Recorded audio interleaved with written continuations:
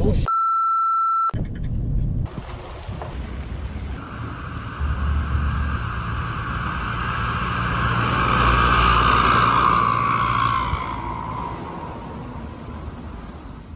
The new Saga has a unique difference between the range topping model and the other variants. The range topping IGT variant car gets a CVT gearbox, whereas the Executive gets a 4-speed auto. As for route hunters, we are concerned about how different the driving experience is. Our testing ground will be the 121 km Gerik Jeli highway. We will take a small section of it between the Belum Rainforest Resort to the Banjaran Titiwangsa R&R, which will see an elevation change of 300 meters to 1040 meters above sea level.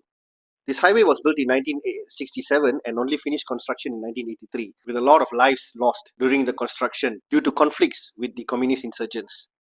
Immediately after the resort is a very steep incline, and there we saw the benefit of the extra 30 Newton meters the new 1.5 liter engine has.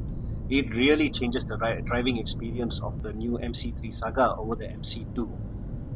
Where it used to be hollow and just a lot of engine noise, now you have meaningful torque that will pull you out of the turns. Both gearboxes perform very relaxed and tuned towards fuel economy in D, but when you shift it in S, the response increases in both the gearbox fairly noticeably.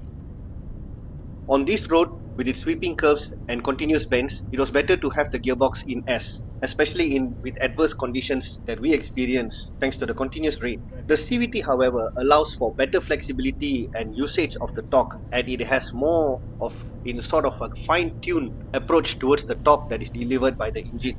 You have more options to exploit the torque, whereas the 4-speed gearbox, you're stuck with 4 fixed ratios. This allowed the power to be put onto the wheels at the corners in a more predictable and more progressive manner compared to the 4-speed gearbox. Another significant feature is the engine braking in the CVT. In S mode, the engine braking in the CVT is really high, which allows us to go from corner to corner without having to use brakes. In this kind of wet conditions, it's better to coast between corner to corner so that you can actually use all 4 contact patches effectively. For this kind of a road, the CVT made it really easy, whereas the 4-speed need a little bit more prep before you go from corner to corner. By the time we reached the top, the fog had set in and the rain was at its highest, so we had to slow down and take it easy while we enjoy the sights and sounds and reach the conclusion at the highest R&R in Peninsular Malaysia.